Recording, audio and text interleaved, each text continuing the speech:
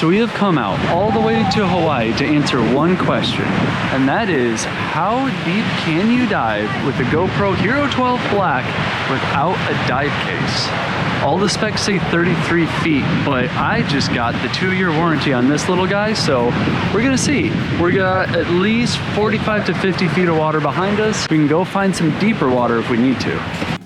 For this video, we've gone to Tunnels Reef on the north side of Kauai. It's one of my very favorite dive spots. It consists of an inner and an outer reef, and has plenty of really interesting underwater features. Let's see how this little GoPro does. So something interesting that's happening is the camera's working fine, like it's not shorting out or anything, but I think the water pressure, once I get about 35 feet, is actually pushing the record button and it's stopping the recording. So that's an interesting little feature. Let's see if it happens again.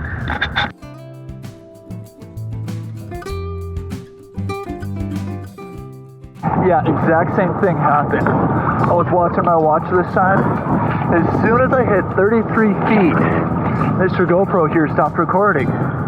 That is very interesting. I'm halfway wondering if the GoPro engineers are that good where they put that sensitivity built into that power button, or the record button. Well, I can't swim below 33 feet anymore with Mr. GoPro, so let's go find some lava tubes to swim through.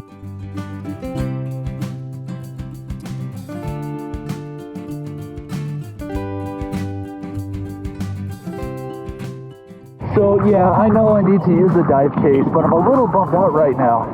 I was hoping this would work, but I just went down over this ledge to about 50 feet deep, and there was a big, no, not a big, it was a small, but it was a white-tipped reef shark. And I really wanted to get a video of it, and I got close and I heard beep, beep, beep, beep, beep. So, yep, it's the dive case from now on, but I just figured it was worth a shot. Okay, this video's almost done, but I'm gonna go play with the water, play in the water with the fishies some more.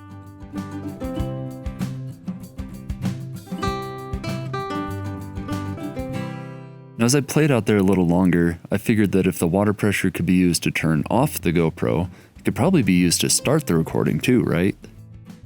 So that's what I did for the rest of this dive and the following dive the next day.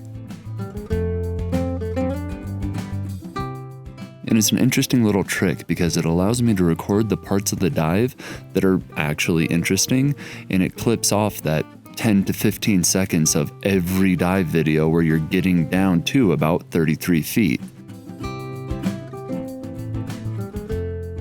I was able to use it down in this cave,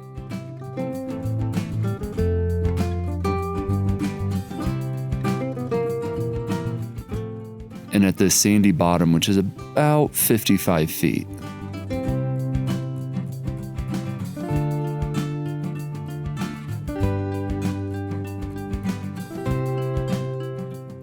The next day we went out to Sheridan Caverns on the south side of Kauai. They're a network of underground caves that are spread out over a fairly large area.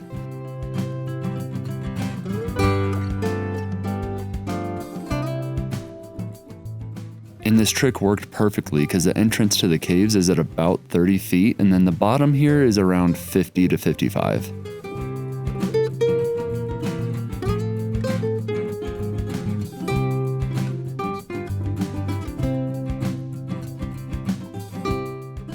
Like, comment, subscribe.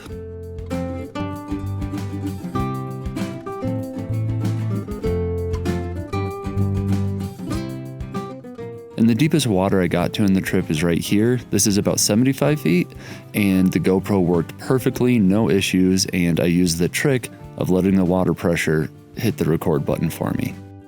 So I know this is kind of a silly video, but it was really fun for me. I love freediving if you can't tell.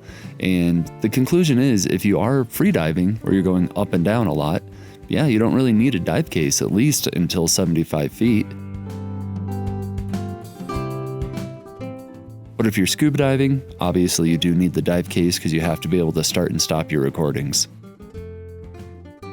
We'll be back in Colorado for the next video, where I need to clear some things up about my previous OM Systems lenses.